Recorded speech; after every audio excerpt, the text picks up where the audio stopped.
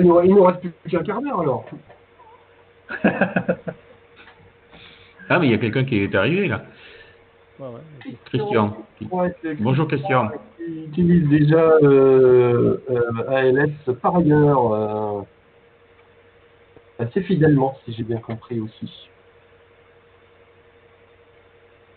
Bon, ben, On donne 3 minutes. On va attendre encore 3 minutes. On va attendre 17h15. D'accord. quand vous voulez.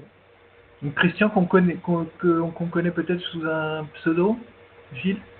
C'est Caramel 31. Ah, d'accord. Caramel 31. Ah, mais c'est un Toulousain, j'imagine. Oui. Non. Absolument. Ah, mais au club, hein. Enfin non, bon, moi je suis pas au club, mais Jacques y est. Christian, de quel club tu es? Ah, je suis dans aucun club. Ah ben, il faut nous rejoindre dans un club alors. Bonjour Christophe, et il y a du monde qui arrive là. On a bien fait d'attendre. Il y a... Ah, c'est bon, encore un de plus. Allez, bonjour. Bonjour. Ils arrivent en courage, c'est bien. Avec Christian, il faut nous rejoindre dans la siège d'Occitanie. Ah ben moi avec plaisir. Hein. Alors celle d'Occitanie, c'est Buzet, hein, c'est ça? Ouais, mais moi je suis au nord de Toulouse, là, et je suis confiné au nord de Toulouse. Ouais. Mais ouais, l'association elle est dans l'Ariège, mais bon. Moi je vais tout en France. Je vais assez souvent hein, parce que j'ai une maison vers Toulon, donc vers Saint-Giron. Ouais, c'est pas très loin. Voilà. Le plus beau ciel de France, c'est dans l'Ariège. Exactement. C'est pas loin. Dans l'Ariège, ils sont pas confinés. Hein. Bonjour Bérigus. Bérigus, c'est aussi quelqu'un qui sévit sur Discord. Sur Discord. Oui. Ouais. Je pense qu'on doit après, ouais, voilà. Il y en a peut-être d'autres. Je ne reconnais pas les autres pseudos. J'ai démarré l'enregistrement, alors dites pas trop de bêtises, c'est sûr, on va vous entendre. Bon, à la fin, on dira des bêtises. Bon, tu vas quand tu veux, Gilles. Non, c'est moi qui y vais quand je veux, là. Patrick, tu dis bonjour pour les gens et tout ça, quoi.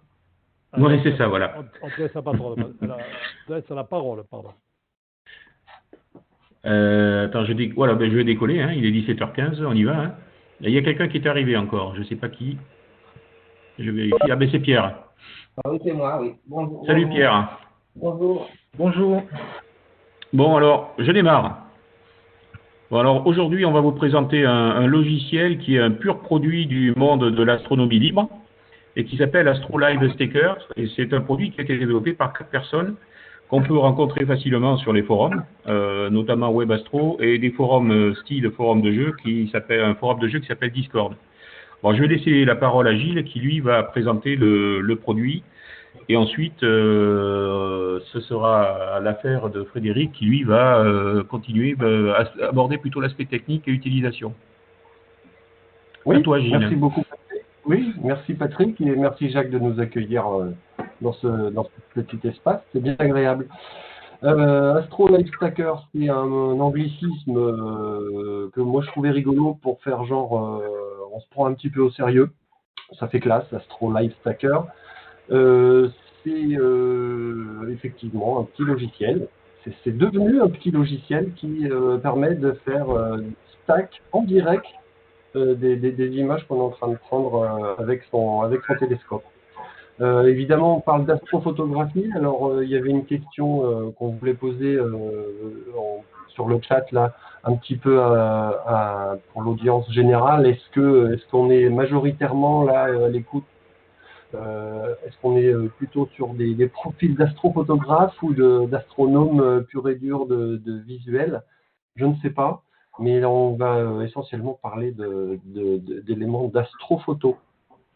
Si tu peux revenir sur la page d'accueil, s'il te plaît, Fred. Il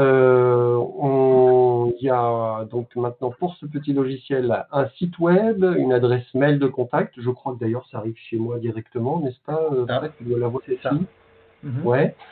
Un code source. Alors toutes ces codes-là le code source là avec cette URL, c'est effectivement des habitudes du monde libre, c'est-à-dire que le logiciel là, c'est pas un exécutable qu'on installe sur son PC comme ça sans savoir ce qu'il y a dedans. Tout un chacun peut venir modifier le code, apporter sa contribution ou essayer tout simplement de comprendre comment il fonctionne et puis de l'utiliser. Il y a des avantages et des inconvénients aussi à cette démarche, mais on est assez nombreux à aimer et à apprécier cette philosophie, c'en est une, le monde du logiciel libre. C'est vraiment une façon différente de voir les choses. Alors, auteur par ordre d'apparition, Gilles Maréchal, ici présent, c'est moi-même. Sébastien, qui est aussi sur l'audio, là. Thibaut, je ne crois pas qu'il nous ait rejoint jusqu'à présent, mais aussi un grand contributeur. Et effectivement, last but not least, Frédéric, qui partage son écran actuellement. Bonjour tout le monde. Voilà, c'est Frédéric. Tu peux passer au suivant, s'il te plaît. Voici de quoi il s'agit. Ça, c'est l'interface utilisateur. On va y revenir beaucoup plus longuement dans les minutes qui viennent. C'est magnifique. Moi, je trouve ça très, très beau en plus. Voilà, un peu de chauvinisme, hein, il n'y a pas de raison. Tu peux passer à la suite, s'il te plaît. Je ne sais plus ce qu'on a mis là. Voilà. Pour qui, pourquoi? Donc, les geeks amateurs du ciel profond. Pourquoi geek? Geek, c'est un peu les bidouilleurs informatiques, n'est-ce pas, hein, ça sert essentiellement à faire du visuel assisté, c'est-à-dire qu'on veut voir en direct ce qui se passe à l'intérieur de notre télescope, mais on ne le fait pas avec notre œil, on le fait avec un appareil photo. Et aussi, moi, c'était mon objectif premier dans ma tête de bidouilleur, c'était pendant une séance d'astrophoto classique pour voir un petit peu surveiller ce qui est en train de se passer. Est-ce que les clichés que je suis en train de prendre, là, qui me prennent des heures et des heures, est-ce que ça part sur une bonne pente ou pas? C'est pour les geeks, mais on espère bien pouvoir faire en sorte que ça ne le reste pas. C'est une installation manuelle. Il y a des trucs un petit peu ésotériques à taper pour pouvoir l'utiliser. Mais bon, on se soigne. Hein. Je pense que là, Frédéric est extrêmement assidu sur déjà la réponse aux différents utilisateurs qui sont là. Et aussi, on essaie d'être à l'écoute. Je reviens pas sur visuel assisté. Voilà, observation rapide en temps réel. Oui, très bien, c'est ça. Je ne sais plus ce qu'on a mis après, je crois que c'est ma petite bricole pour en faire l'imbécile. Pourquoi moyenner? Bah, je pense que c'est le... Tu veux prendre la parole, Frédéric, peut-être là-dessus? Non, parce que tu le feras tout aussi bien que moi. Ouais, voilà, ça c'est les premières, c'est un jeu de test qu'on se trimballe depuis quelques mois maintenant. C'est des photos que j'avais prises avec une petite caméra couleur, qui est assez répandue, là, on la voit en bas, c'est ASI 224. Ça, c'est le résultat de la moyenne des images, donc pour les néophytes en astrophotographie, n'est-ce pas? Le résultat de une seule image unique, c'est en haut à gauche, et puis au fur et à mesure qu'on ajoute des images et qu'on fait la moyenne, au bout de 128 images, le résultat est quand même bien meilleur en termes de rendu et de qualité du signal obtenu. Donc c'est en langage d'astrophotographe, on augmente le rapport signal-bruit. Il n'y a pas vraiment de commentaires, le résultat parle de lui-même, n'est-ce pas? Tu peux passer à la suite, s'il te plaît.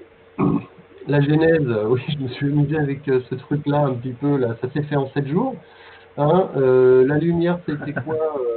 C'était comme à chaque fois, donc, de ma part, des idées fumasses au moment de s'endormir. Ce serait bien d'avoir un petit machin qui soit capable juste de faire des empilements pendant les prises de vue.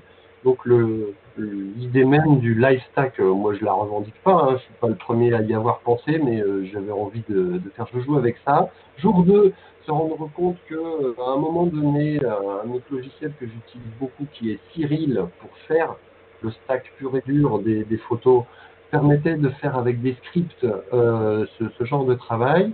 Est-ce que ça pouvait pas être utilisé? Jour 3, regroupement des eaux, apparition de la terre et des plantes, regroupement des idées, effectivement c'est ce que je disais à l'instant, je faisais trop vite, Cyril peut faire des scripts.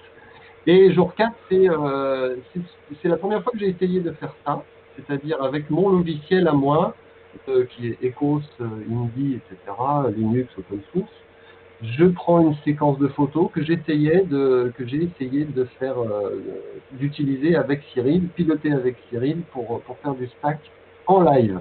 Ça a marché et du coup c'est vachement encourageant et on a continué. Et puis là c'est là à partir de là qu'est intervenu Sébastien qui nous écoute. On a vu que ça marchait avec Cyril et puis on a commencé à se poser des questions, on a commencé à changer un petit peu de méthodologie. Avec Sébastien, qui est très fort en Python, c'est un langage de programmation, on a pu avancer et faire une première version proposée à l'humanité tout entière, c'est-à-dire qu'on a abandonné Cyril et on fait tout en Python. Le jour 6, c'est une autre arrivée magistrale de celle de Frédéric, qui nous a aidé dans un premier temps à organiser énormément, parce que moi je me rendais pas compte à quel point c'était important pour faire du travail collaboratif, c'est-à-dire un code source d'un logiciel, comment pouvoir travailler à plusieurs dessus. Moi j'avais jamais fait ça, Frédéric a une immense expérience là-dessus, il nous en a fait bénéficier, il a apporté énormément au projet. Et le jour 7, moi je ne fais plus rien, je m'occupe juste de la partie VRP, commercialisation et publicitaire. Voilà. Donc là on n'a plus maintenant que, en termes de gens qui mettent les mains dans le cambouis, des gens qui savent de quoi ils parlent en Python. Donc j'ai nommé Frédéric, Sébastien, Thibaut qui n'est pas avec nous aujourd'hui, et puis un certain nombre d'autres. Il y a une apparition récente là de quelqu'un qui a vraiment joué le jeu et qui nous a apporté une chouette fonctionnalité. Tu vas en parler plus tard, Frédéric. Ouais. Je vais peut-être m'arrêter là et je vais te passer le relais. C'était là où on avait dit qu'on se passait le relais tous les deux. Il me semble. C'est parti. Oui. Ça va bien ? Oui. Eh bien donc bonjour tout le monde.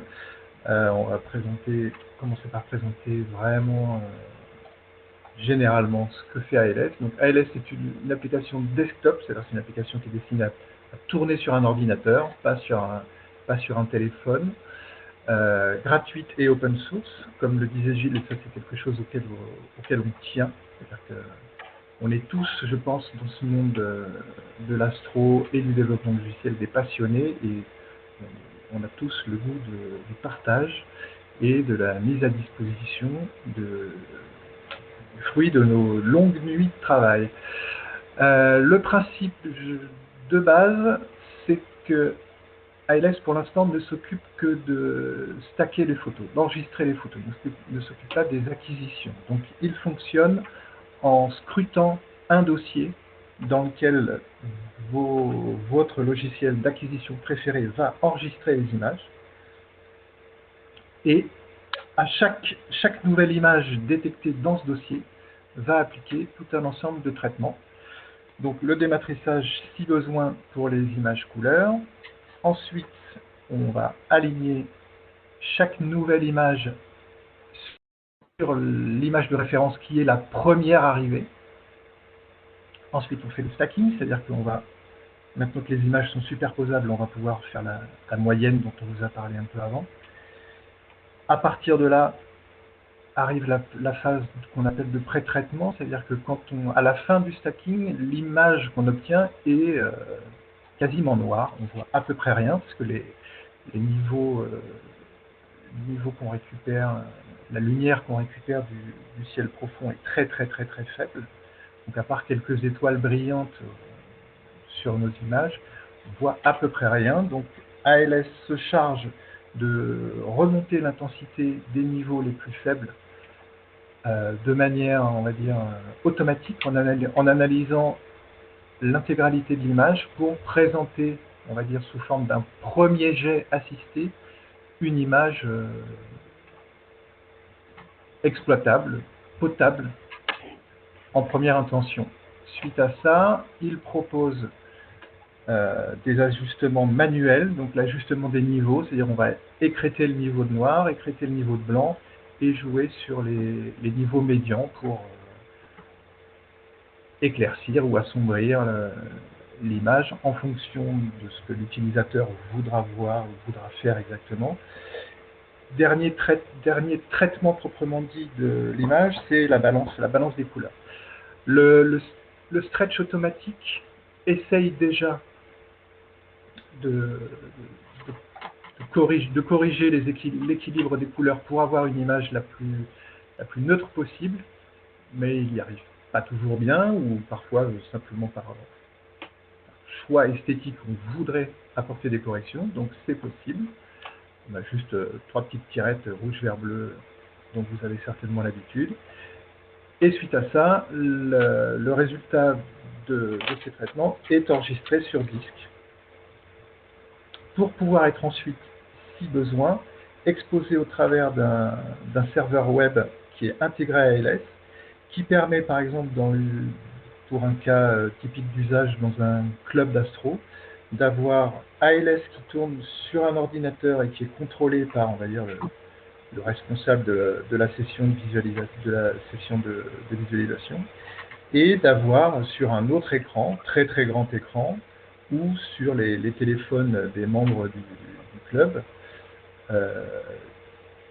un affichage un affichage qui ne contiendra uniquement que le résultat des traitements et la belle image, sans être pollué par l'interface graphique du logiciel lui-même.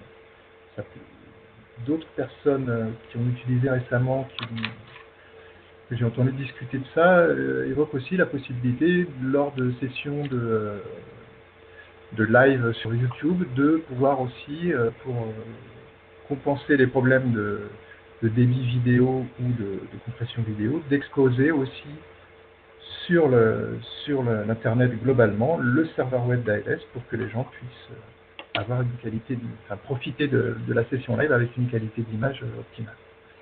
Ça, c'est on va dire le fonctionnement général d'ALS. Parlons un peu des formats d'images que nous sommes capables de traiter. Les fits de tout type, noir et blanc et couleur, dématricés ou non, quel que soit le format de données, c'est-à-dire que ce soit enregistré sous forme d'entier, de nombre à virgule flottante, sur 8 bits, sur 16 bits, sur 32 bits, tout ce que, on va dire, tout ce que les logiciels de capture les plus couramment utilisés permettent d'enregistrer en sortie de capture avec les caméras Astro.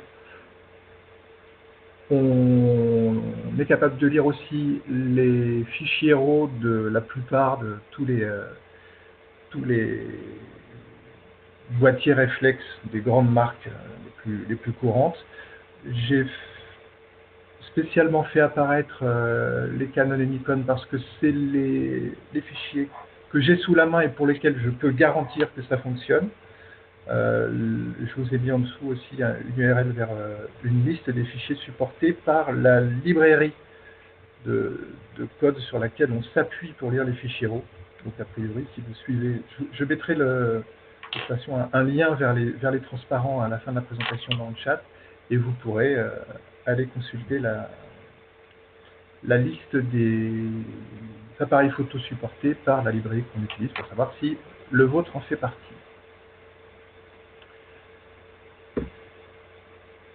Donc Gilles parlait tout à l'heure que c'est encore une application qui est destinée un peu aux geeks parce que on s'est essentiellement concentré pour l'instant à l'ajout de fonctionnalités pour au moins combler le besoin principal d'ALS.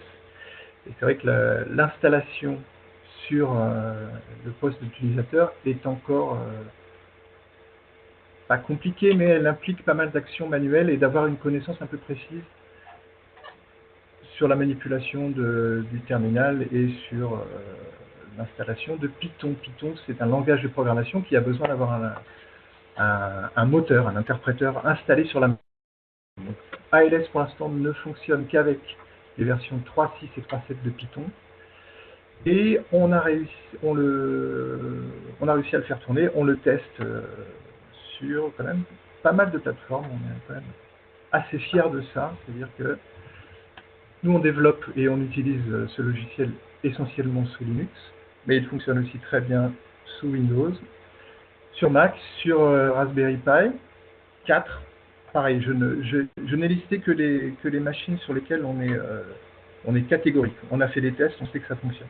Ça fonctionne sans doute aussi très bien sur un Raspberry Pi 3, mais pour l'instant, aucun de nous n'a pu faire ce test précisément.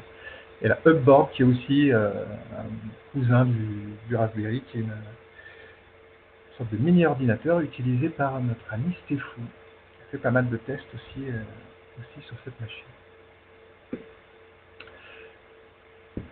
Je vais vous parler des points forts. Alors ça peut paraître peut-être pas très humble, mais bon, c'est bien de connaître ces points forts, et surtout, je vais vous parler des points d'attention, des points auxquels on a vraiment été très attentifs pour la conception d'ALS. Priorité aux images. C'est-à-dire que ALS n'interrompra jamais une session pour vous afficher un gros message d'erreur en plein milieu de l'écran pour vous dire j'ai pas pu aligner, j'ai pas pu dématricer l'image, j'ai pas pu faire ci, j'ai pas pu faire ça, j'arrive pas à lire, j'arrive pas à écrire. La priorité, c'est l'observation. Donc en cas d'erreur sur une image, on affiche un avertissement dans le journal qui est en bas de la fenêtre, qui fait défiler on va dire les événements principaux qui se déroulent, et on ignore simplement l'image qui a provoqué une erreur et on passe à la suite. Ça, c'est un point qui pour moi était super important. Le but du jeu de ce logiciel, c'est de faire de l'observation, c'est pas de s'occuper de son ordi. Donc vous êtes tranquille de ce côté-là. On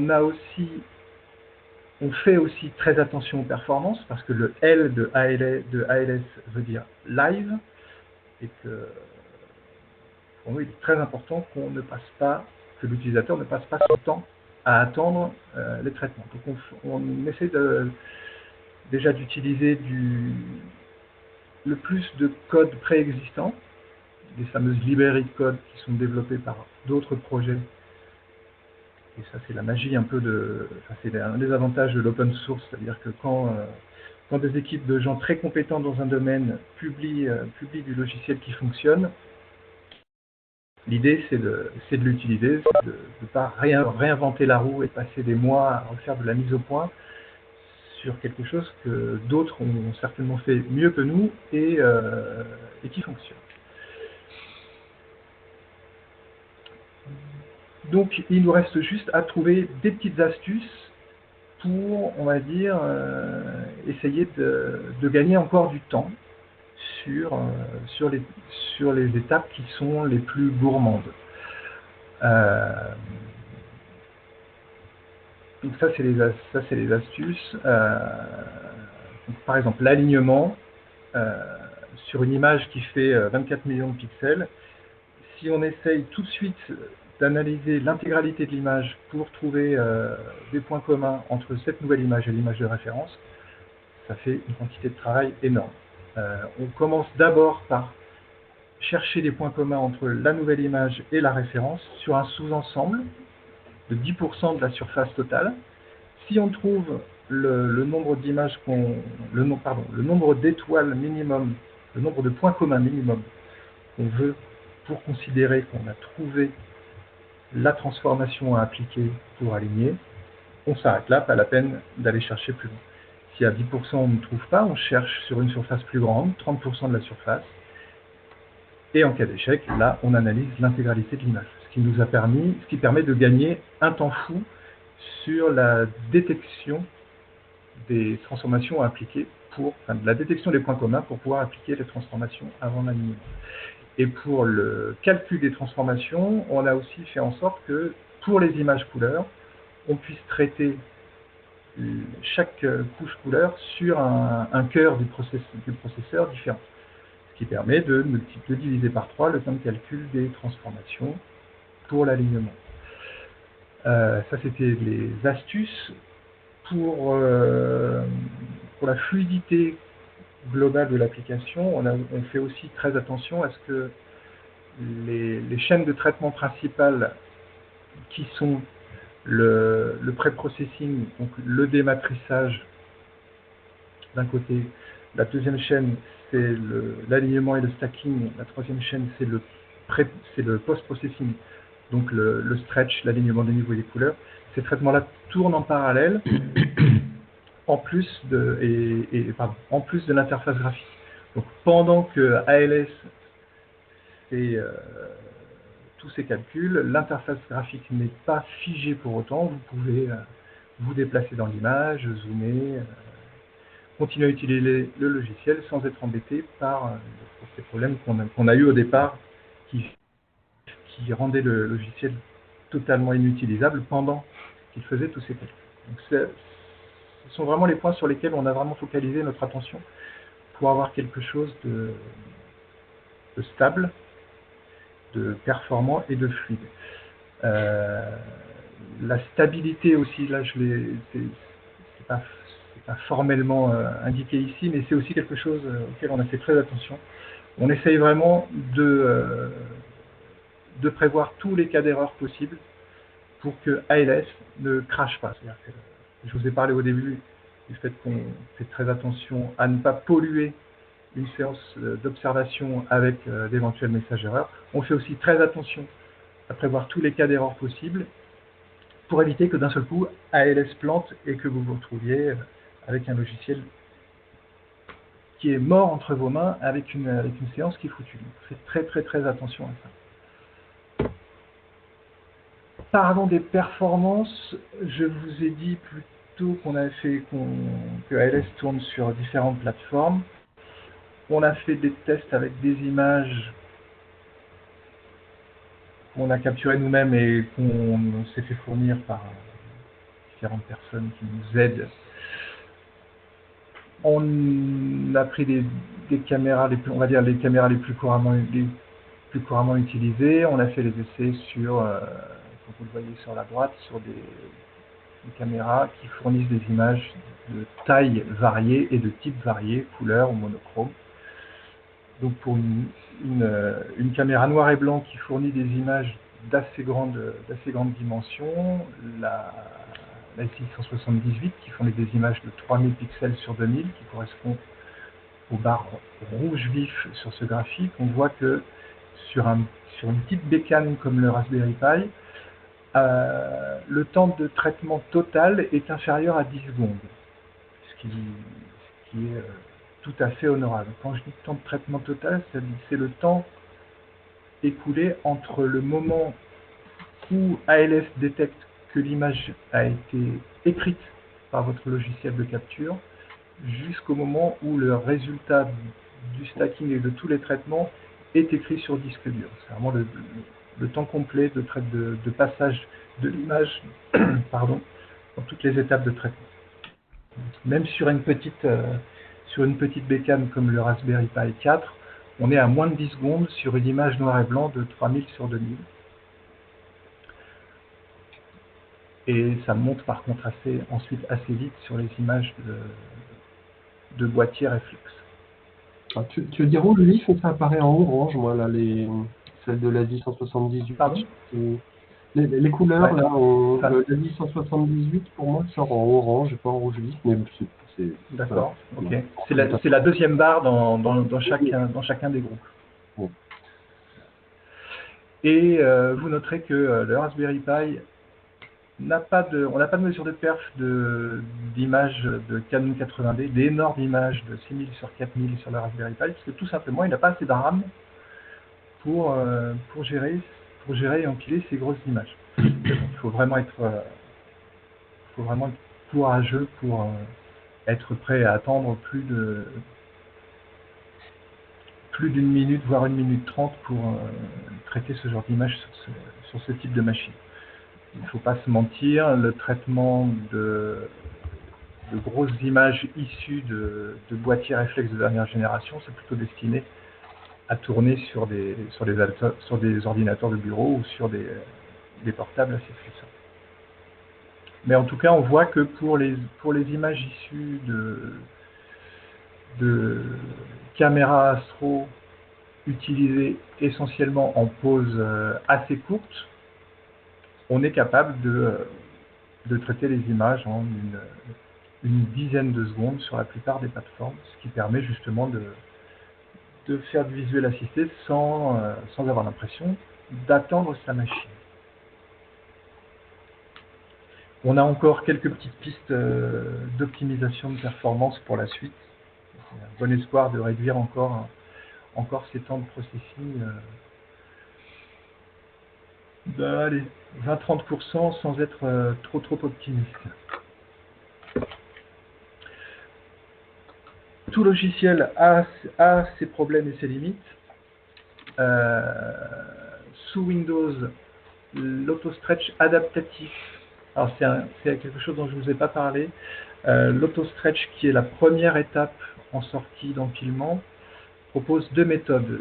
Une méthode qu'on appelle, qui est labellisée par contraste dans l'application, qui fait une analyse, on va dire, globale de l'image, alors que l'auto-stretch adaptatif essaie d'opérer un auto-stretch en analysant des zones plus petites, ce qui permet de faire ressortir parfois des zones très ténues dans les nébuleuses ou dans les bras des galaxies. Alors il a l'inconvénient de détruire un peu la belle graduation de luminosité des grosses étoiles, mais généralement c'est pas l'aspect le plus recherché quand on fait du visuel assisté. Généralement, on cherche à voir des objets assez peu lumineux. Donc pour l'instant, cette deuxième méthode d'auto-stretch qui s'appelle auto-stretch adaptatif a un problème sous Windows uniquement. C'est un bug connu. Et deuxième limitation qui a son importance, ALS est incapable d'aligner des prises de vue planétaires, puisqu'il s'appuie sur une méthode d'alignement qui consiste à détecter des points communs d'astérisme entre chaque nouvelle image et l'image de référence.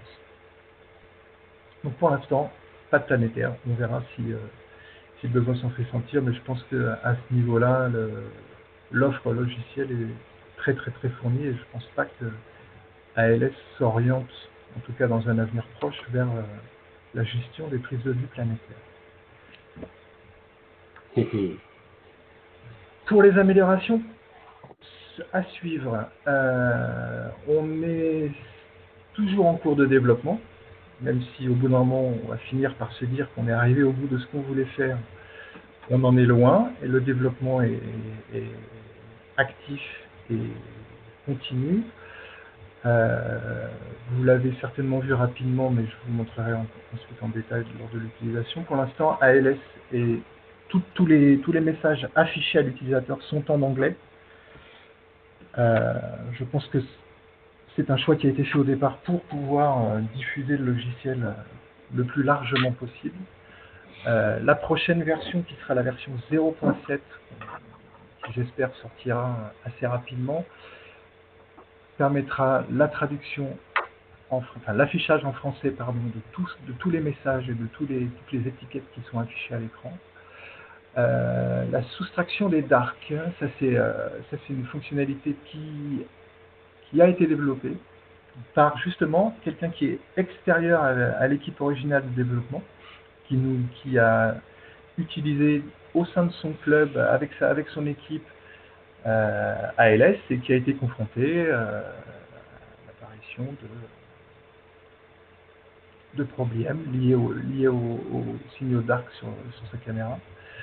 Il s'est dit, bah tiens, le code source étant ouvert, je vais mettre le nez dedans et essayer de voir si on peut régler ce problème-là. Donc c'est quelque chose qui maintenant, ça c'est une fonctionnalité qui nous a été offerte par cet utilisateur développeur, qu'on a intégré dans la prochaine version. Donc c'est fonctionnel, on l'a testé de manière intensive, ça fonctionne très bien. Vous n'avez pas de contrainte sur le format d'enregistrement de vos darks. Vous pouvez donner à ALS un dark unique ou fabriquer un master dark en empilant plusieurs dans votre. Vous n'avez aucune contrainte sur le format de données dans lequel vous enregistrez votre master dark. Si votre caméra produit des images brutes en entier 16 bits et que vous vous enregistrez votre master dark en entier 32 bits ou en nombre à virgule flottante, pas de problème, ALS s'occupe de mettre le master dark en conformité pour pouvoir soustraire sans poser de problème de surcorrection ou sous-correction.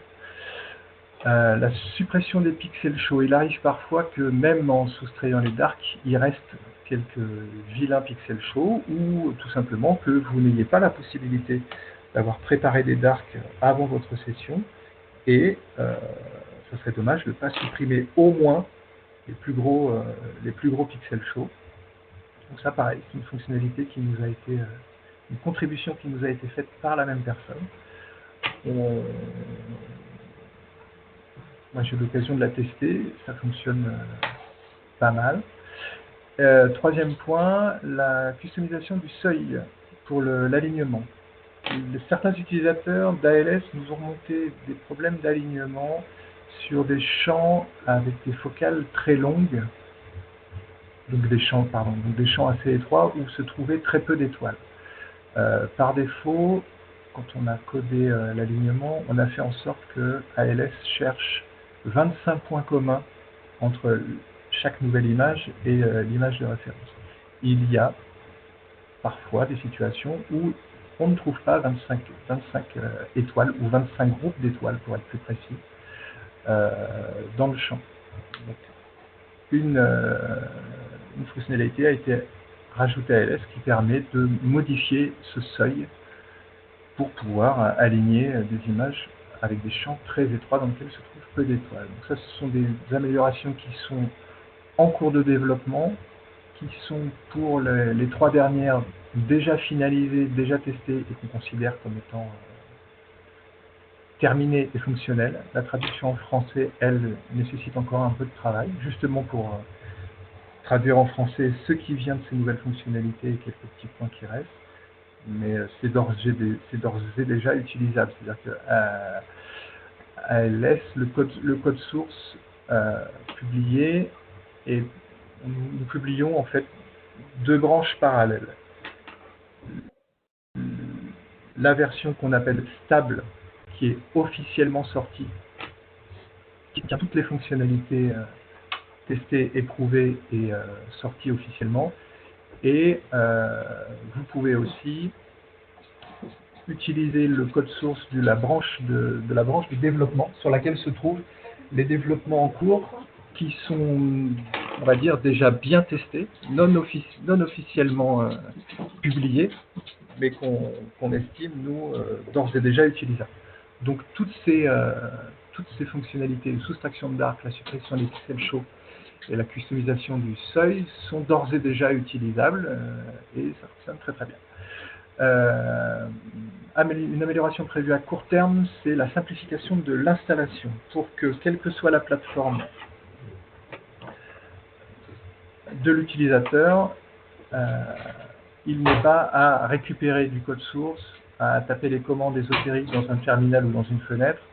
Le but du jeu, ça va être que nous, concepteurs d'ALS, on mette à disposition ALS sous une forme la plus simple d'utilisation possible.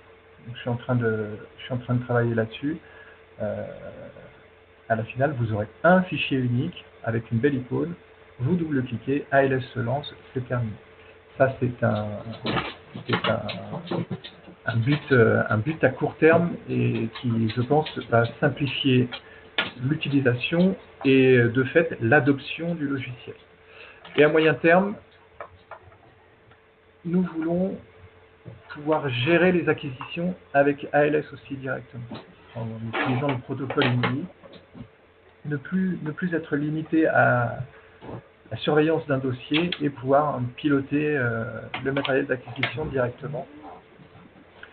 L'interface web complète, ça va nous permettre de faire tourner ALS sur une machine qui n'a pas d'écran, par exemple un Raspberry Pi, et de le commander via une page web, au lieu d'être obligé d'avoir un serveur VNC ou tout autre système pour déporter l'affichage de votre mini-ordinateur vers un autre poste de commande. Et dernière petite cerise sur les gâteaux, on aimerait pouvoir, alors ça c'est une idée folle que j'ai eue un matin, je ne sais même pas si ça va couvrir un besoin réel, mais je me dis, la partie d'alignement qu'on utilise est tellement performante que je pense qu'il est possible et que ça pourrait être assez drôle de faire des mosaïques avec ALS. C'est quelque chose qu'on va essayer de regarder aussi. Voilà mes amis, je crois que pour la présentation orale et fastidieuse, nous avons fait le tour. Cette présentation ne serait pas terminée sans remercier les personnes qui nous aident. Stéphane Hubert, donc le fameux Stéphou, qui nous aide énormément par des tests intensifs et très rigoureux et les bonnes idées qu'il nous a données. Les images de M27 qu'on a vues au début n'ont pas été faites par Gilles, mais par Christian. Je croyais. Je crois que c'était les miennes. On avait au départ des samples de M27, mais on n'en avait pas autant que ce qu'on voulait pour vraiment mettre en évidence l'intérêt de l'empilement. Il y a quelques temps, j'ai fait un appel à contribution pour que les personnes nous envoient des grandes séries de brutes pour qu'on puisse avoir des belles images à montrer dans cette présentation. Et donc, David Hubert, qui est un des membres de la chaîne YouTube Astronome, qui nous a offert une très belle contribution qui sont les deux fonctionnalités dont je vous ai parlé tout à l'heure, la soustraction d'arc et la customisation du seuil de détection pour la lumière. Donc ça fait énormément de bien de voir que on a réussi à faire en sorte que le code et la structure du projet soient accessibles. Parce que David Hubert, c'est pas un programmeur de métier, c'est un astronome amateur et passionné qui bidouille et qui a réussi facilement à comprendre la structure du logiciel et à apporter sa contribution.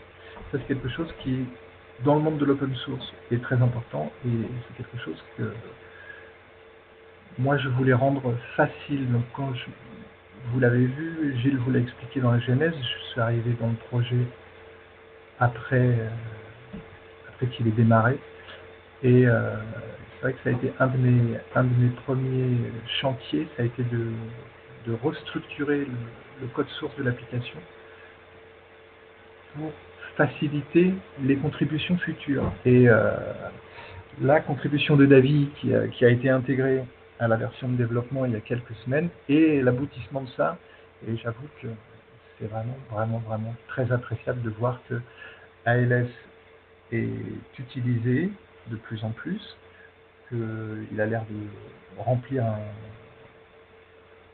le rôle qu'on voulait lui donner au départ, et que en plus de ça, des gens commencent à contribuer avec des fonctionnalités qu'on n'a pas à écrire nous-mêmes.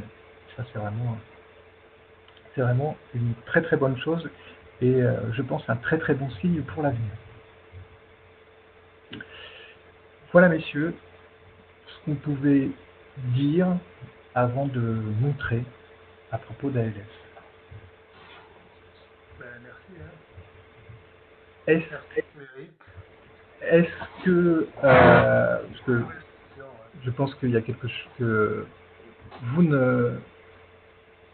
n'échapperez pas à une petite présentation du logiciel en lui-même, mais avant ça, est-ce que il y a des questions sur ce qui a été dit, des choses qu'on aurait pu oublier, des détails qui pourraient vous manquer? Moi j'aurais une question, Fred, là. Si vous m'entendez, là, si vous avez le micro. Non, c'est pas bon. Voilà. On n'entend pas bien là. J'ai changé le micro, alors attends, je vais voir si...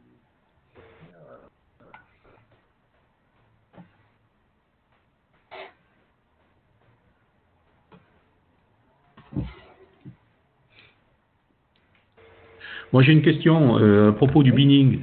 Est-ce que vous avez envisagé de mettre en place le binning dans LS? Alors, le binning, c'est géré par ton logiciel d'acquisition. Ah, ok. Nous, on prend les images telles qu'elles arrivent, donc il n'y a pas de... C'est bon, vous m'entendez? Mais quand tu vas t'appuyer sur Indy, Oui. là, le logiciel d'acquisition, il sera plus là. Exactement. Ah oui, si la gestion du binning, ça fait partie des tâches que tout logiciel d'acquisition digne de ce nom doit gérer. Donc, je pense que c'est quelque chose qu'on fera, oui. Ouais, je dis ça parce que quelque part, on a des caméras qui sont de plus en plus résolues. Mhm. Et le problème, c'est que ça représente un volume d'informations à traiter qui est considérable. Ouais. Donc l'idée, c'est avec certaines caméras, on peut faire du binning, qui nous permet de tomber la résolution, d'avoir des images plus légères, et puis derrière, d'alléger également le traitement. Ouais. Ah oui, il n'y a pas de raison. Enfin, je ne vois pas de bonne raison de ne pas le faire. Est-ce que vous m'entendez là? Parce que j'avais changé une petite. Oui. Oui, on t'entend, vas-y, Jacques. Oui, on t'entend. Ouais, alors moi l'application, là, je trouve ça super. Alors, on parlait tout à l'heure de la nuit des étoiles, et c'est vrai qu'on utilise ce type de live tracking, donc pour nous c'est important. Alors c'est vrai qu'une application avec un Raspberry Pi, là, ça serait vachement intéressant parce qu'avec une petite caméra de 124 qui est excellente au niveau de la définition, on pourrait faire des trucs pas mal. Alors je vois que tu parlais de RAM là, sur le Raspberry Pi 4, c'est 4 Go aujourd'hui, c'est ça, hein, C'est ça, ouais. C'est 4 Go, ok, d'accord. Ouais. Ouais. Parce qu'effectivement, on pourrait faire une version tout à fait légère à amener sur site, là, parce que nous on est en pleine montagne, là, donc Exactement, ouais. les 5 volts, on a toujours du 5 volts qui se Oui. parlent par là, et c'est le but, quoi. Oui. Ah oui. Non, puis ça fonctionne très très bien. Si tu n'essayes pas de traiter des grosses images de plusieurs dizaines de mégapixels qui viennent de gros boîtiers réflexes, le Raspberry Pi s'en sort sans problème. Alors, il faut, en général, hein, quand on est comme ça en démonstration avec des adhérents ou avec du public, quoi, hein. Non, l'idée, on utilise souvent des caméras style la 224 ou 190, des petites caméras qui sont... Enfin, la 224, la caméra couleur, elle est extraordinaire, hein. Oui. Et voilà, donc c'est vrai que l'application serait parfaitement adaptée à ça, hein. On va voir ça avec Patrick, là, pour installer tout ça, hein. Allez, moi, j'ai besoin de quelqu'un, là. Je ne peux pas le faire tout seul, mais moi, avec Patrick, il n'y avait pas de souci. Oh, puis, si vous avez besoin d'un coup de main, moi, j'ai un Raspberry Pi à la maison sur laquelle je fais mes essais. La procédure d'install est un tout petit peu différente de ce qu'elle est, de la description qui est faite d'une procédure d'install classique sur le site de l'application. Mais voilà, on peut vous assister là-dessus sans aucun problème.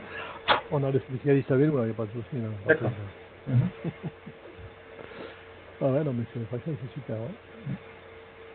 Ok. D'autres questions avant que je vous montre la bête Parce que c'est vrai que les dark aujourd'hui, bon, les nouveaux appareils numériques, là, au niveau que ce soit les Nikon ou autres, les images sont très peu bruitées, quoi, hein.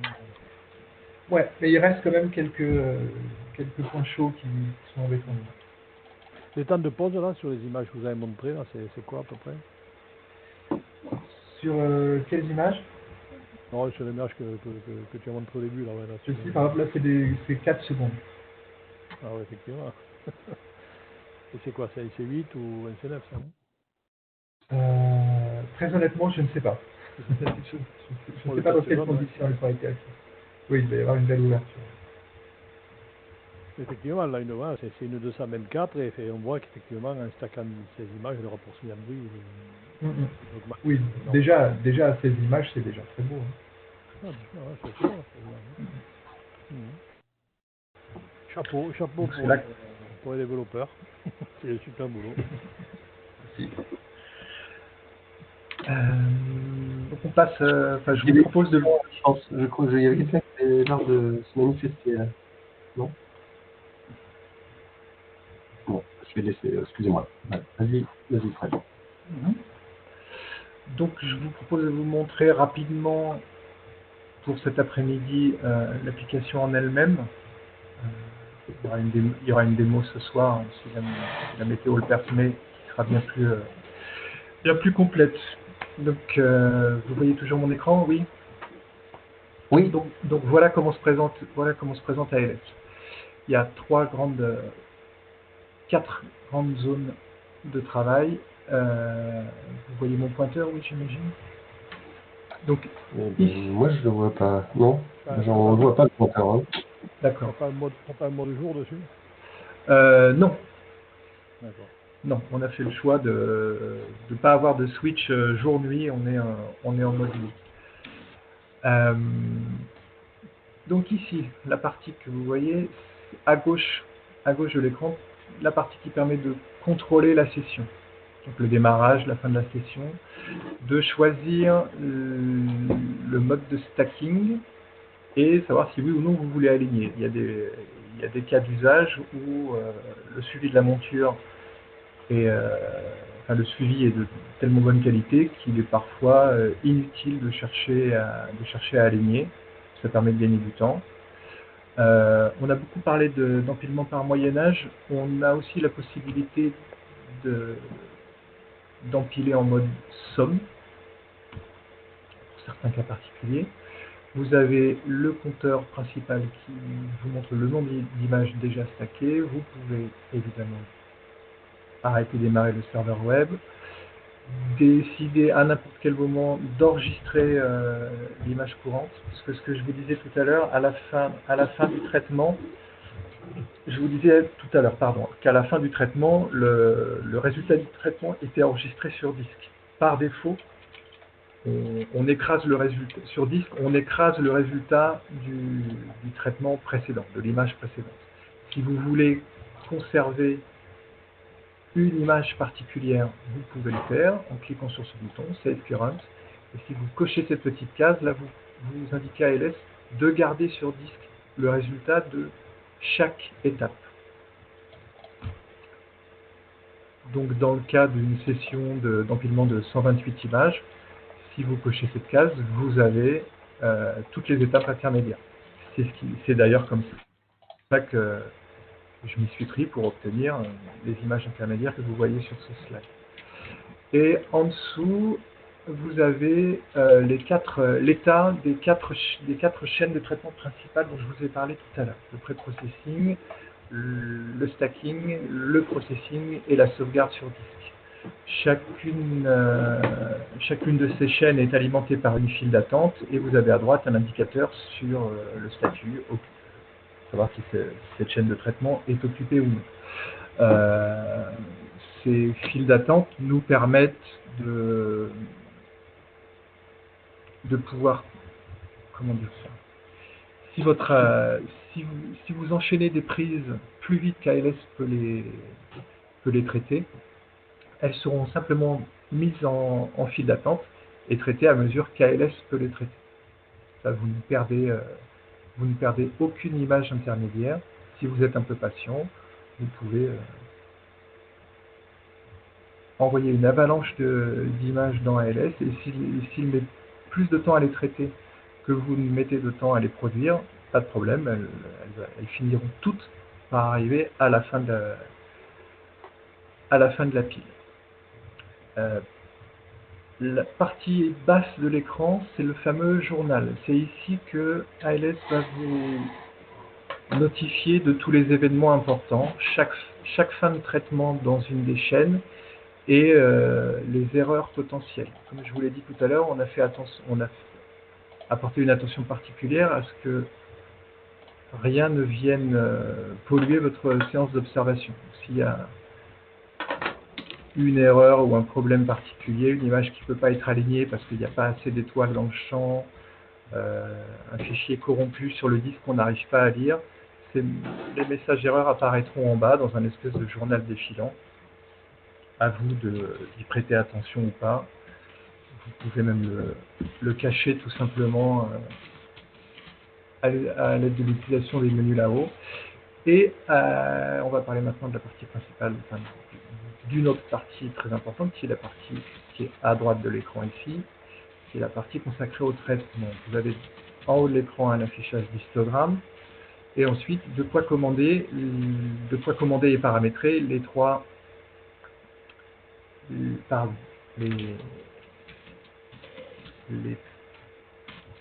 traitements, les traitements d'image proprement dit. Excusez-moi, j'essaie de réfléchir en même temps que je parle, c'est pas toujours facile. Donc, je vais vous montrer un cas typique d'usage avec justement la série d'images sur M27. Ah oui, rapidement, on vient sur la page des préférences. Donc ici dans le menu, vous avez la page d'édition des préférences. Comme je vous le disais, ALS fonctionne en surveillant l'apparition de nouvelles images dans un dossier particulier. Donc évidemment, le premier item de la page des préférences, concerne la localisation du dossier à scanner. Le dossier de travail, qui s'appelle ici Work Folder, c'est l'endroit, le dossier dans lequel ALS va enregistrer les images qui sont les résultats des traitements. Ensuite, vous pouvez activer et désactiver la soustraction de Dark, indiquer où se trouve votre Dark ou votre Master Dark, activer et désactiver la suppression des pixels chauds,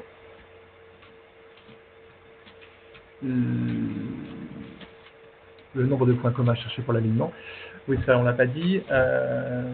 ALS permet d'enregistrer les résultats des traitements dans trois formats différents, JPEG, PNG ou TIFF. JPEG a l'avantage d'être léger, de s'enregistrer très rapidement, au prix d'une perte de qualité. PNG est le plus léger sans perte, et par contre consomme énormément de ressources. Pas bien gênant puisque, comme je vous l'ai dit tout à l'heure, l'enregistrement sur disque se fait en tâche de fond. Il faut juste être patient, les images finissent par être enregistrées sur le disque. Vous pouvez ensuite vous pouvez configurer le numéro de port d'écoute du serveur web ainsi que l'intervalle de rafraîchissement. Ça on n'en a pas parlé. Quand vous activez le serveur web d'ALS, ALS en fait expose un serveur web qui sert une page HTML qui contient l'image avec une balise qui force votre navigateur à rafraîchir l'image suivant un intervalle qui est configurable au sein d'ALS. Et ensuite, la dernière partie, c'est une partie qu'on a mis là pour aider à débugger. C'est-à-dire que par défaut, le journal dont je vous ai parlé précédemment dans l'interface principale n'affiche que les messages, les messages qui concernent les événements principaux de l'application ainsi que les erreurs. Pour aider à diagnostiquer des problèmes d'éventuels problèmes rencontrés par les utilisateurs, ALS consigne aussi dans un fichier tous les événements, mais vraiment chaque événement interne de l'application dans un fichier, à condition que cette case soit cochée. Debug logs. Donc c'est quelque chose que vous pouvez laisser désactiver par défaut et que l'équipe d'ALS peut vous demander d'activer pour reproduire un problème que vous avez eu, pour nous aider ensuite à le diagnostiquer. Que la procédure, c'est vous rencontrez un problème, vous prenez contact avec nous, vous refaites tourner le ALS sur les mêmes données, ou en tout cas vous reproduisez votre problème avec ALS en activant les journaux en mode debug, et vous nous transmettez ce fichier, ce qui va nous permettre, nous, de savoir exactement ce qui s'est passé dans le cœur même de l'application au moment où le problème se produit, et ça nous aide grandement dans le diagnostic. Bon, assez parlé, je vous montre comment tout ça fonctionne. C'est moi qui ai codé, qui ai revu l'interface graphique. Je suis un grand fan des raccourcis clavier. Donc il y en a partout. Ici à gauche, tout ce qui est démarrage, gestion de la session, tout ça est géré par des raccourcis clavier. C'est-à-dire que la touche R du clavier successivement passe la session de démarrer à en pause. Alors,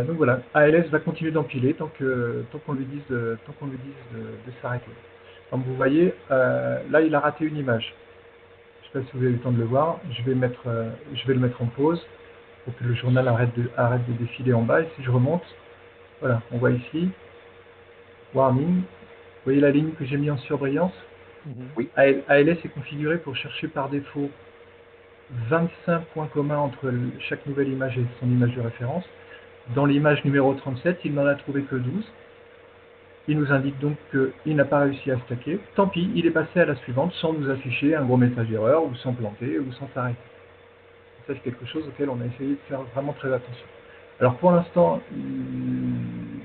les messages d'alerte passent un peu inaperçus. On va faire en sorte que ça soit un peu plus flagrant, peut-être en affichant un petit panneau coloré juste en bas de l'écran pour vous dire attention, il y a eu des avertissements dans cette session. Après, charge à vous d'aller inspecter pour savoir exactement ce qui s'est passé.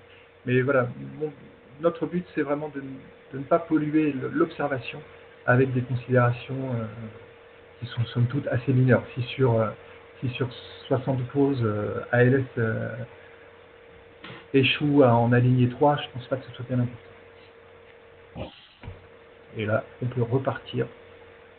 Donc là, j'ai remis la session en route et donc il réécoute l'arrivée des nouvelles images.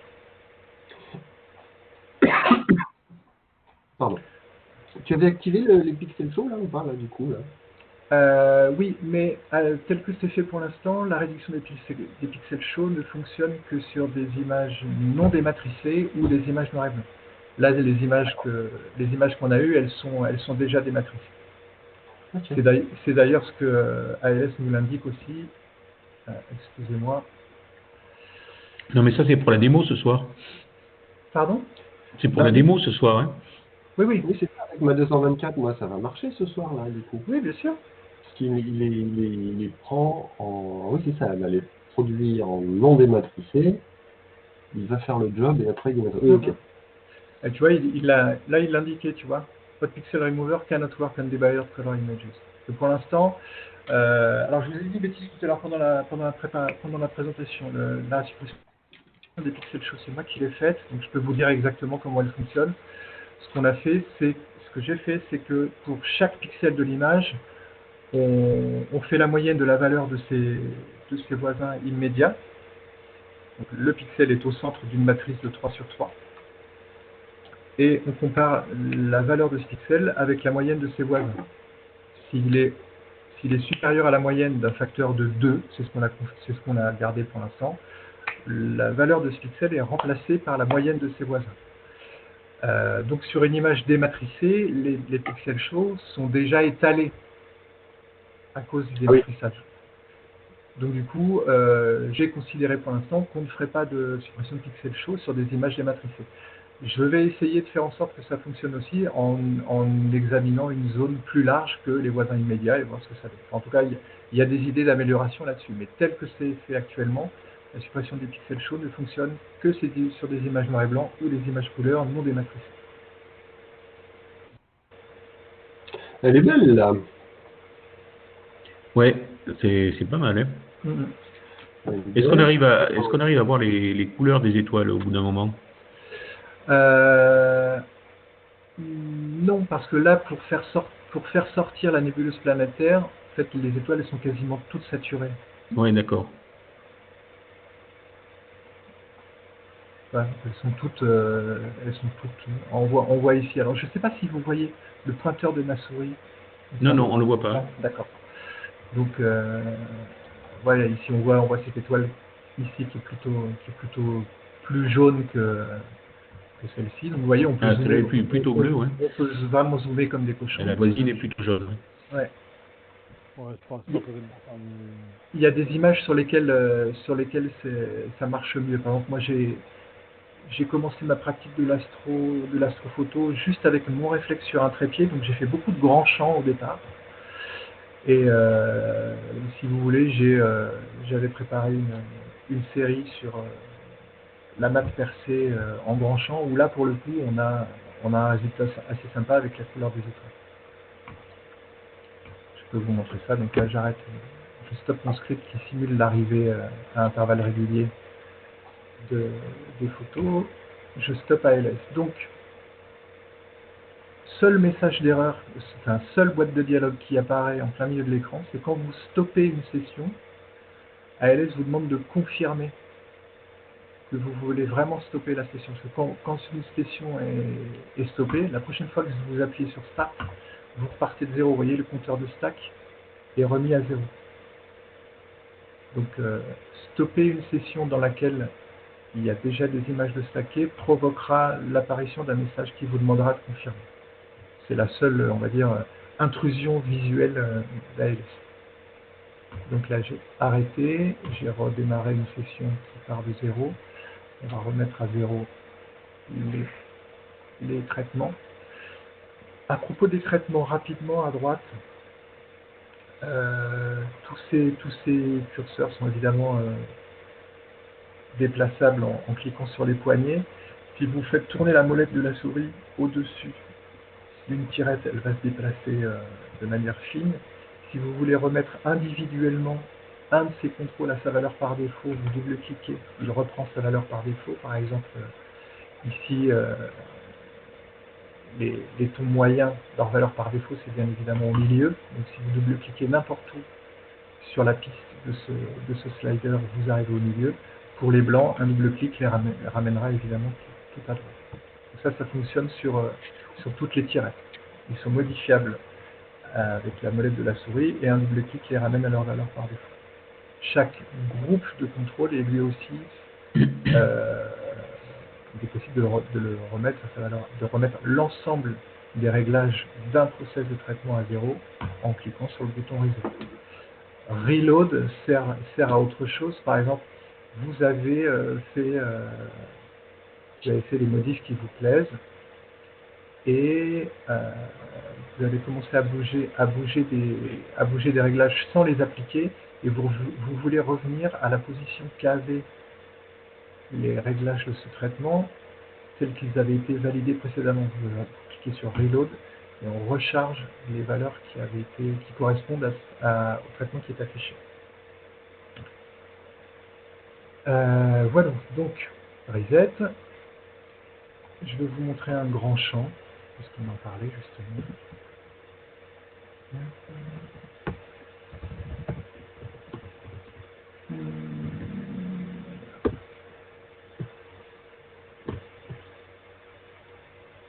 Donc là, ça prend déjà un peu plus de temps. Donc là, on est sur la mode, on est sur le double amas percé, vraiment en grand champ. Vous distinguez au centre de l'image, il va apparaître. Et donc vous voyez ici, dans la partie, dans la partie gauche, l'affichage qui montre l'état des différentes chaînes de traitement. Vous voyez que là, pour le coup, avec des images de grande taille, on finit par occuper toutes les chaînes de travail en même temps. Et on voit même des images qui commencent à s'emplacer dans une file d'attente. C'est-à-dire que là, on fait vraiment travailler la machine très très fort. C'est les grosses images, ça c'est des images de 70D, donc on est à près de 20 mégapixels. Même sur mon portable, ça commence à tirer un peu. Mais on sort quand même une photo toutes les 6 à 7 secondes. Donc je vais laisser en empiler encore quelques-unes et ensuite on va voir ce qu'il est possible de faire en termes de traitement sur cette image. Vous voyez en bas, le journal des fils vous indique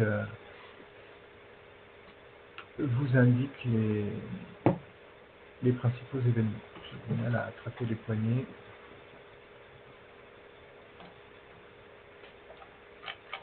Donc ça c'est une petite lubie perso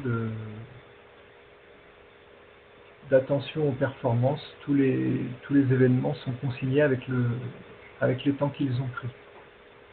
Ça peut vous être utile aussi pour trouver la bonne cadence d'image, ce genre de choses. Donc là, on a stacké 25 photos.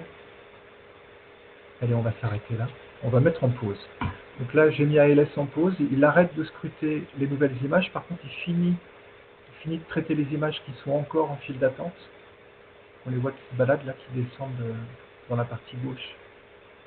Donc là, le dernier process. Voilà. Donc là, on a fini de traiter la dernière image arrivée et d'enregistrer le résultat sur disque.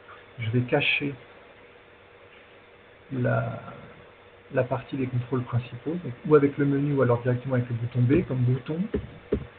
Et la touche L permet de cacher le journal. Si je double-clique sur l'image, et je m'assure qu'elle est adaptée à l'affichage disponible. Donc, on va descendre un peu le stretch. Alors, je vais juste afficher les contrôles principaux pour que vous vous rendiez compte de ce qui se passe. Si vous concentrez votre attention sur le panneau de gauche qui s'appelle où se trouvent les contrôles principaux et sa partie basse qui donne le statut des différentes chaînes de traitement, vous voyez qu'à chaque fois que je clique un bouton Apply à droite, on voit la chaîne Process passe à l'état occupé, c'est-à-dire que ALS vous montre en permanence ce qu'il est en train de faire. Vous montre en permanence ce qu'il est en train de faire.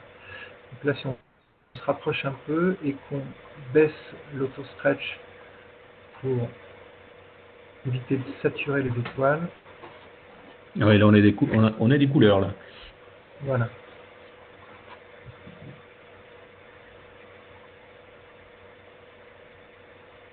Ah oui, là,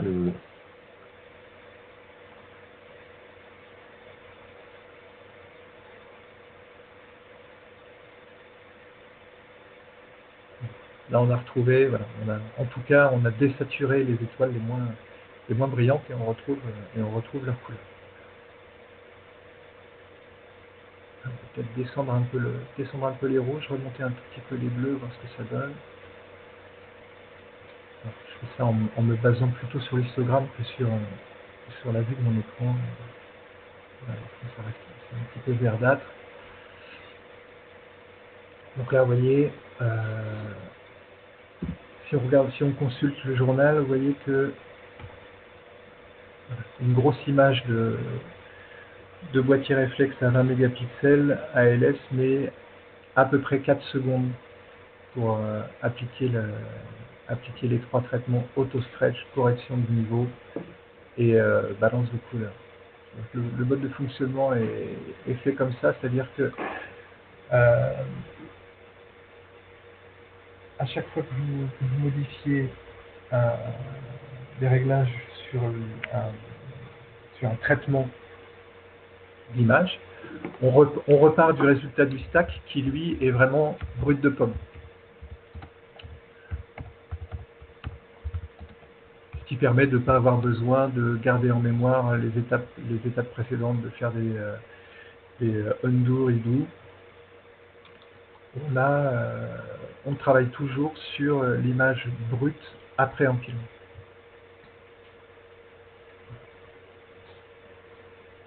Donc là, on arrive à quelque chose quand même tout à fait raisonnable. Si on écrète un petit peu le blanc pour assombrir le fond de ciel,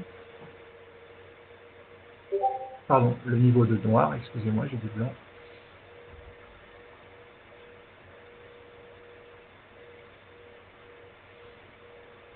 C'est pas mal. Cache le journal, je double-clique sur l'image. Et soyez sur le gâteau. Vous pouvez passer à LS en full screen comme n'importe quelle application. F11, vous passez en mode vraiment plein écran et mode image seulement. Voilà. Et là, vous êtes au milieu de votre image. Vous pouvez vous balader dedans à loisir. Donc là, c'est un grand champ d'étoiles, ça n'a qu'un intérêt assez moyen. Et voilà, c'est pour vous montrer la fluidité du déplacement au sein de l'image. Et à tout moment, quand vous double-cliquez dans l'image, vous revenez à son adaptation à l'écran.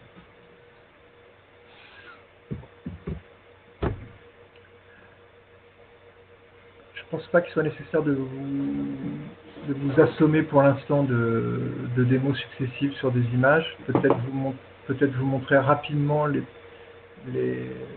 performances à titre de comparaison avec une toute petite série d'images noir et blanc de grande taille avec de très très beau signal que j'ai trouvé sur le net.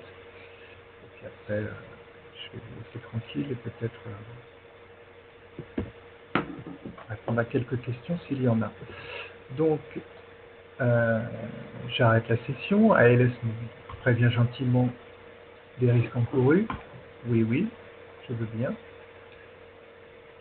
Je redémarre la session, je remets à zéro les 3 process de traitement et je prépare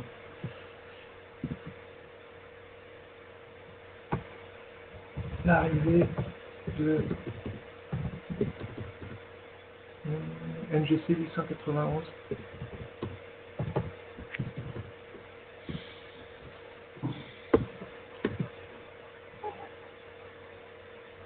Donc là, il y a très peu d'images, hein. Il y en a 4, mais le signal est vraiment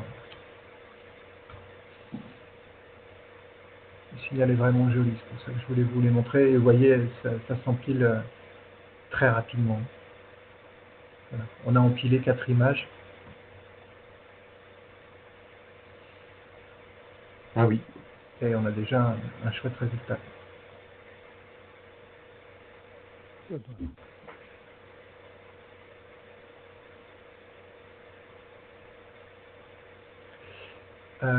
Allez, je vous montre très vite ce que ça donne la fonctionnalité du serveur web. À gauche, là, je clique. À gauche, je clique démarrage du serveur. Et vous voyez que sous l'image, on a 2 messages de statut.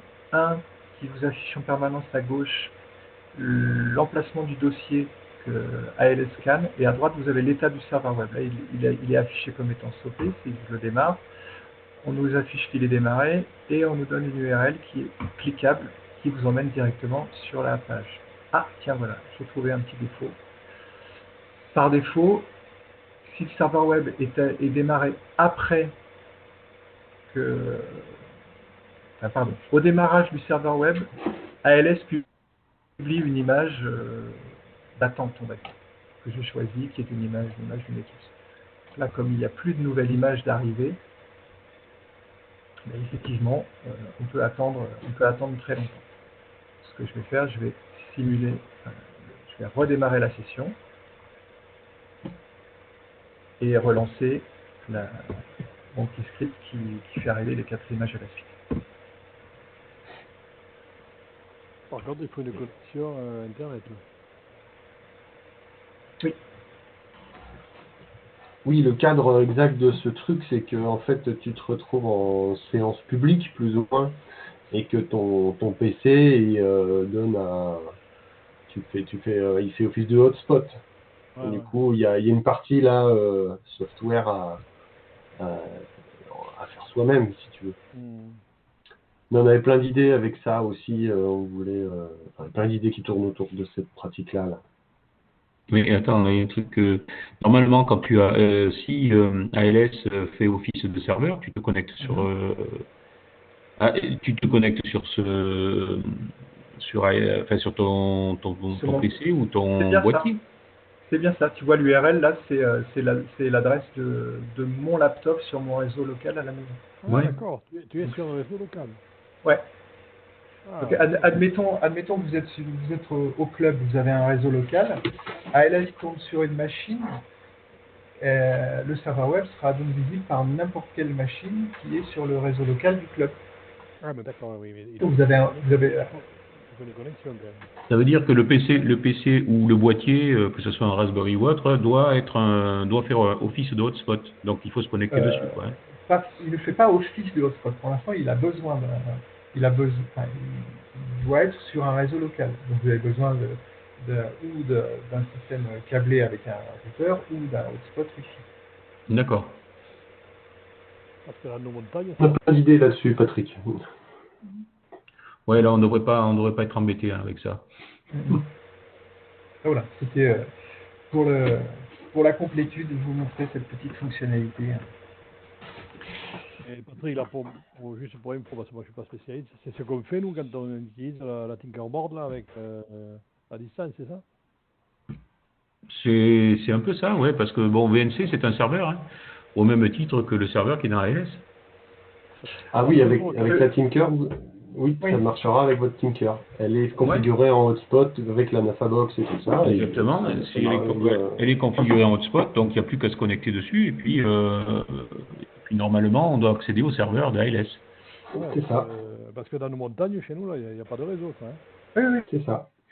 Non, mais il te faut le créer, le réseau. C'est toi qui crée un réseau. C'est ça. C'est ce qu'on fait habituellement là, avec la Tinker. C'est ce qu'on fait habituellement, oui. Ah ouais, d'accord, ok. Ah, mais c'est parfait, c'est pas mal.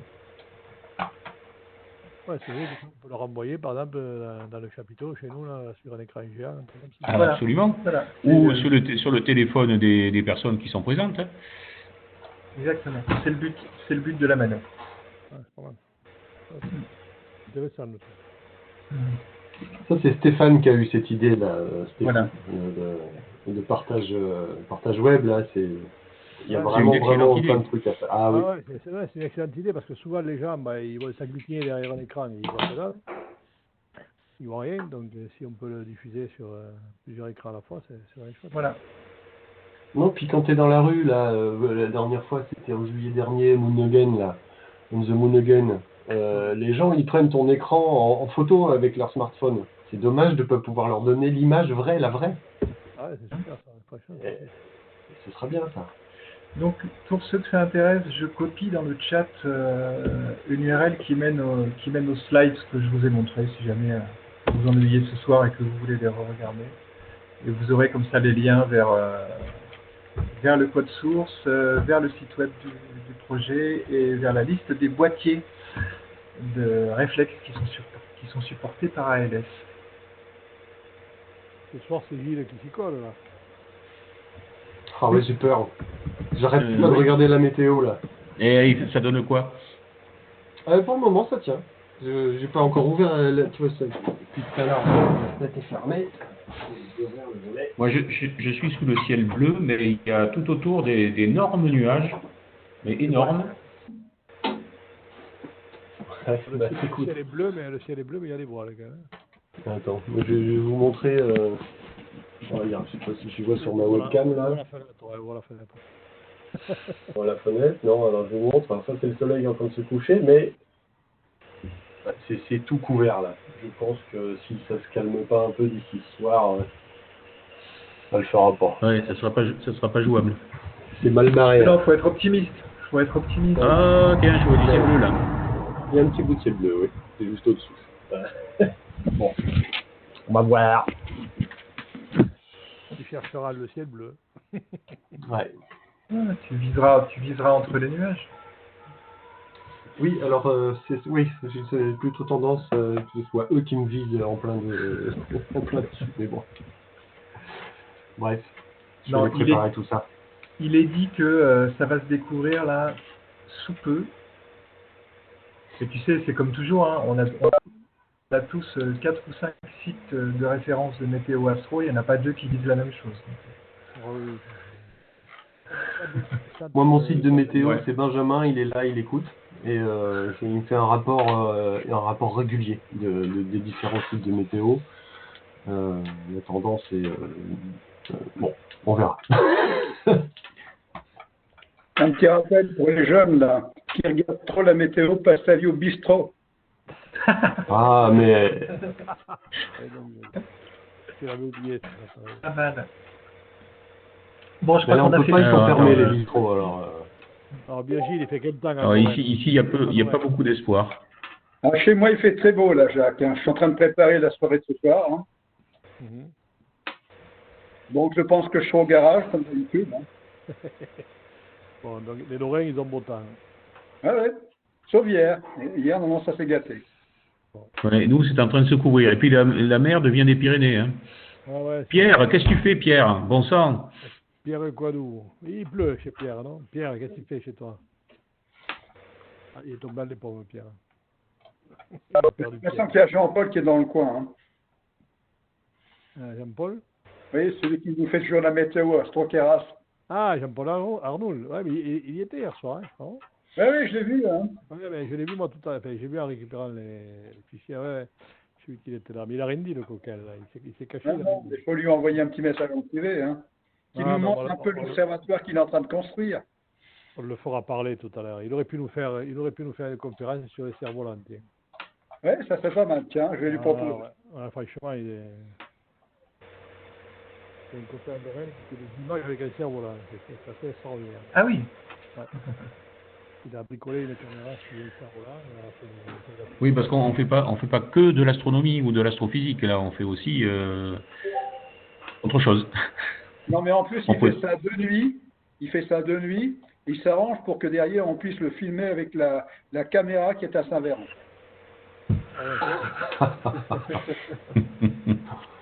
Bon, on n'avait pas besoin de développer le côté geek alors, hein, du coup, vous avez tous, vous maîtrisez déjà le sujet. Ouais. Mais les papis, c'est des geeks à folle. Hein. Les papis geeks. Ouais. Ah ouais, c'est pas forcément le plus jeune. Hein. Ah, Je l'ai trompé là. Là, il y a une équipe là de bricoleurs, hein, je te le dis. Hein. Oui, de bricolos manchots. Oh non, on n'est pas manchot, mon grand. Hein. Non, de bricolos rigolos, je dirais. Oui. Parce qu'on se marre bien en plus. Bon. Bah, si vous êtes intéressés, les gars aussi, bon, on a deux conférenciers là qui sont des conférenciers, je dirais, de haute volée. On a une conférencière qui va nous parler des amas de galaxies, donc qui fait partie de l'IAP, l'Institut d'astrophysique. Et puis on a un conférencier qui va nous parler des exoplanètes et qui est lui personnel de l'IRAP, donc chercheur à l'IRAP. C'est bien ça. Ah, on a du beau monde, bien sûr, on n'arrive pas. Hein. Et on en a deux là dans les tuyaux, mais bon, pour l'instant, j'ai pas de réponse définitive. Bien. Présentation là, par le directeur du programme du satellite qui sera lancé en 2030, là, qui s'appelle Athéna. Athéna. Et bon, je n'ai pas pu l'enregistrer, c'est dommage, mais il n'a pas voulu qu'on enregistre. Les présentations vraiment de haute volée. Hein. Il y a quelqu'un qui devrait nous faire un topo sur les plasmas à haute énergie et la relation plasma-particule. Donc ça déjà, ça commence à voler un peu haut. Mais apparemment, la difficulté, c'est que les résultats qu'il peut nous présenter n'ont pas encore été publiés. Ah. Donc apparemment, il hésite un peu à nous faire un topo. Ah ben après, du moins qu'on n'enregistre pas, à moins que quelqu'un filme son écran, moi si j'enregistre pas, personne ne peut enregistrer. Donc, tu vois, bon, là, j'arrête d'enregistrer.